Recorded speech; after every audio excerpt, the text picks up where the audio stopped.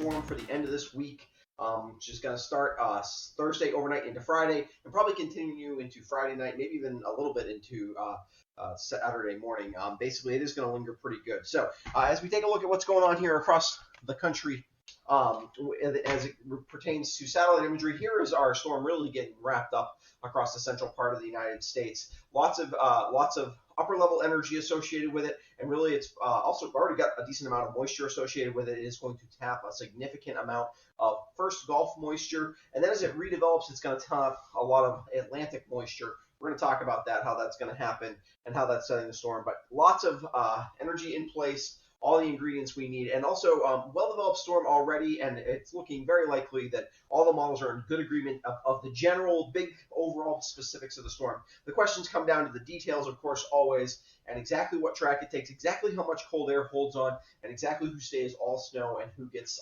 some mix-in with some rain as well. So we're going to try to sort out some of that. Some of those details won't quite get through today, but I think we've got more fixed than we had yesterday. So as you can see on radar here, we do have a lot of moisture already, and this storm is the main storm is going to pull off to the northeast over the next 3 days basically and kind of die over the Great Lakes regions while our secondary low forms off the coast and rides up the coast. Both are moving relatively slowly. So now, how come, our storm track here essentially shows that as well. Here we are today, storm across southwestern Nebraska, northwestern Kansas. It moves up into Minnesota over the next couple days and eventually heads towards the Great Lakes as it then transfers energy to the southeast across the western South and North Carolina, and then the storm basically takes a track, pretty favorable track for snow for us generally, across New Jersey, and then probably across eastern Massachusetts,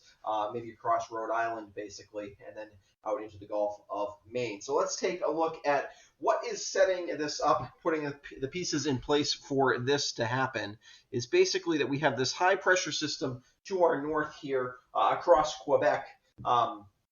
And what is happening is it's staying in place and it's keeping this storm, because overall what we've done most of this fall is these storms have formed like this over the central part of the country, and then they just race to our north and east, and we've gotten a strong cold front to move through. The reason that's not going to happen this time is this high pressure system is in place, and there's a upper level ridge here as well, and it's going to prevent the storm from continuing to race off in this direction. And so instead what's going to happen is this low is going to cut out basically south of the storm. But what this high pressure system is going to do is supply us with cold air. This is a pretty classic setup in terms of sometimes we don't always need the high in this position, but in terms of where you'd want the high pressure position for a storm that would maximize snow wise for us, this is about ideal high pressure wise. The low is a little bit not 100% ideal, which is why we're not going to end up, I don't think, with a huge snowstorm, but we're going to end up with a decent amount of snow. That's why we're not going to all stay all snow for it as well.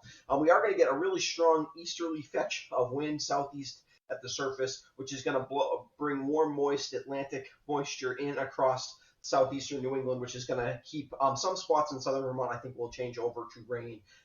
Certainly that's not locked in yet, but I think valley locations have a pretty good chance to do that. So as we take a look at the places I think are going to do that, it's a little hard to see the lines on here, but here's southern Vermont. Here's our 4 counties. Here's Rutland County, Windsor County, Bennington County, and Windham County. And you can see that basically for the higher elevations, I'm going to say at about 750 feet or above, we're looking at mostly snow out of this storm, whereas rain, I think, definitely mixes in along the Connecticut River Valley, some along the Route 7 corridor, maybe western Rutland County may mix a little bit with rain as well as you're in lower elevations.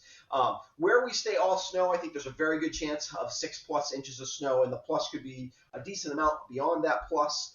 Where we change to rain, I think even in those locations, we're probably seeing enough snow to plow. So it's going to be, Friday morning is going to be a tough commute basically everywhere. The other question with this is how wet the snow and sticky the snow is, because that's definitely a possibility. Right now, I would say there's probably going to be an elevation range above 750 feet, but maybe below 2,000 feet where power outages are going to be a potential problem. So that's a lot of us through western Windham County, a lot of us in eastern eastern Bennington County, and up through western Windsor and eastern Rutland counties as well. So we're gonna have to keep an eye on that pretty significantly. So today's Thursdays to Saturday storm details. everyone starts to snow and gets enough to make the roads slick overnight Thursday. Snow will mix with rain in the Connecticut River and the Route 7 corridor.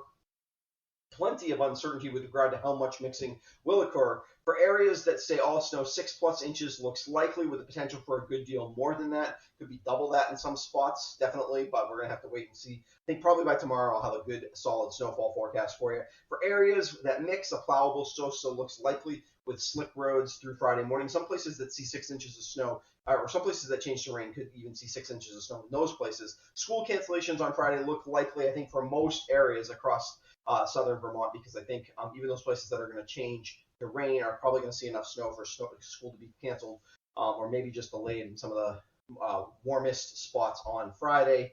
And power outages could be a problem in some locations. It's a little too early to tell. That is always a very close call as to whether it's basically the difference of a degree or so in terms of whether power outages become an issue, but I think they definitely could. So that's a look at your forecast here as it stands on Tuesday. I'll be back again tomorrow. I'm going to try to get it out a little earlier tomorrow morning. Wanted to wait for the new some of the new models to come out today to get this forecast out, but I'll have that out, and keep following me on my social media there so you don't miss any of these storms. And if you want to make sure you get a notification, don't forget to subscribe to my YouTube channel. That's the easiest way to do that. You just hit the subscribe button below and hit the bell, and it'll make sure you get a notification. Also, like this video so other people can see, become aware of my YouTube channel, so that people in Southern Vermont know what kind of weather they're going to be getting. And finally, big shout out to my patrons who help support what I do here. And if you're interested in some of the benefits of becoming a patron and things like that, you can take a look. There's a link in the description below. All right, I'll be back tomorrow morning with an updated look at this storm as we go forward.